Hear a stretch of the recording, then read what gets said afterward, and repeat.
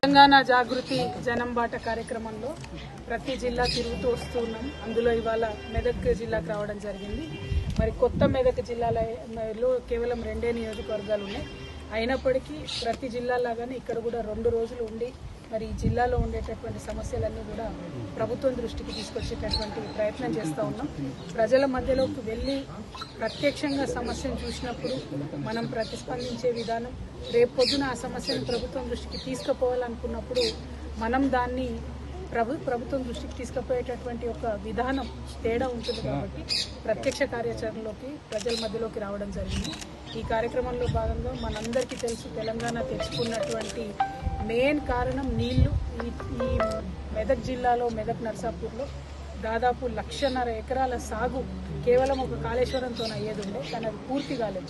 Package 17, 18, 19 మధ్యలో వెళ్ళి మేము 18 నెంబర్ ప్యాకేజ్ కూడా చూసి రావడం జరిగింది. నిజాం గారు ఉన్నప్పుడు 1905లో కట్టినటువంటి ఘనపురం ఆయకట్టు ఏదైతే ఉందో అదే ఇప్పటికీ కూడా మనకు నీళ్లకు దిక్కుగా మారింది. దాని నుంచి 22,000 ఎకరాలు సాగు అవుతూ ఉన్నాయి. అన్ఫార్చునేట్లీ దాంట్లో కూడా బాగా సిల్ట్ వచ్చి సగానికి సగం ఆ కెపాసిటీ తగ్గిపోతే ఆ పనులు కూడా మనం ముందుకు తీసుకెళ్లలేనటువంటి పరిస్థితిని మనం గమనించడం జరిగింది. ఆ తర్వాత పొద్దు నుండి అనేక కార్యక్రమాలు, RRRలో భూములు పోతున్నటువంటి వారిని, RRRలో మరి ఆ భూమి ఎందుకు RRR అన్ని వంకలు తిరిగిందనేటటువంటి అంశాలను, అన్నిటికన్నా ఇవాళ చిల్డ్రన్స్ డే కాబట్టి పిల్లల హాస్టళ్లకు వెళ్ళడం జరిగింది. చాలా దారుణమైన పరిస్థితిలో ఉన్నటువంటి పిల్లల హాస్టళ్లను చూసి నిజంగా కూడా చెల్లించిపోయేటటువంటి పరిస్థితి. అది ఏ ప్రభుత్వం చేసినా తప్పే. 5 ఏళ్ల కిందట స్టార్ట్ అయినటువంటి కౌడుపిల్లి ఎస్టీ బాలుల హాస్టల్ అయితే రోడ్డు మీద షట్టర్లు వేసి పెట్టిండ్రు. రోడ్డు మీద అర్ధరాత్రి చిన్నపిల్లలు 5వ తరగతి నుంచి 12వ తరగతి ఉండే హాస్టల్ పిల్లలు రోడ్డు మీద పోకుండా వాళ్ళని రక్షించుకోవడానికి ఆ టీచర్లు పడుతున్నటువంటి పాటలు మామూలుగా లేవు. అవన్నీ కూడా చూసొచ్చు. అంటే ఇట్లాంటి సమస్యలను ప్రభుత్వం దృష్టికి తీసుకుపోవడం ద్వారా ఎంతో కొంత పరిష్కారం దొరికితే మా జాగృతి జనం బాటకి అర్థం ఉంటుందని చెప్పి నేను భావిస్తూ ఉన్నాను. ఇప్పుడు మనం ఉన్నటువంటి అత్యంత పవిత్రమైనటువంటి స్థలం ఈ మెతుకు జిల్లాలో, మెతుకు లేనప్పుడు అన్నం పెట్టినటువంటి పుణ్యస్థలం ఈ స్థలం. మరి ఇది కేవలము మెదక్లోనే, మన ఇండియాలోనే కాదు, ఆసియాలోనే అతిపెద్ద చర్చ్. వాటికన్ చర్చ్ తర్వాత ఇంత పెద్ద చర్చ్ కేవలం మనం మెదక్లోనే చూడగలుగుతాం. మరి ఈ పుణ్యస్థలంలో ఇక్కడ ఉండడం 100 సంవత్సరాలు దాటినటువంటి చర్చికి ఆనాడు కూడా నేను వచ్చినాను.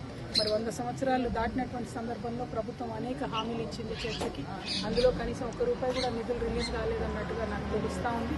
బట్ ఇంకా డీటెయిల్గా దీని గురించి రేపు మాట్లాడతాను.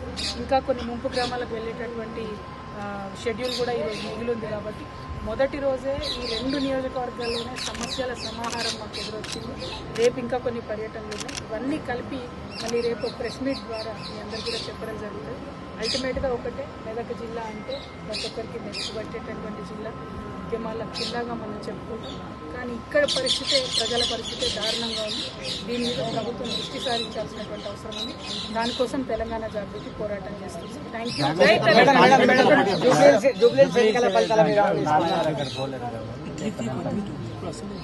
తెలంగాణ.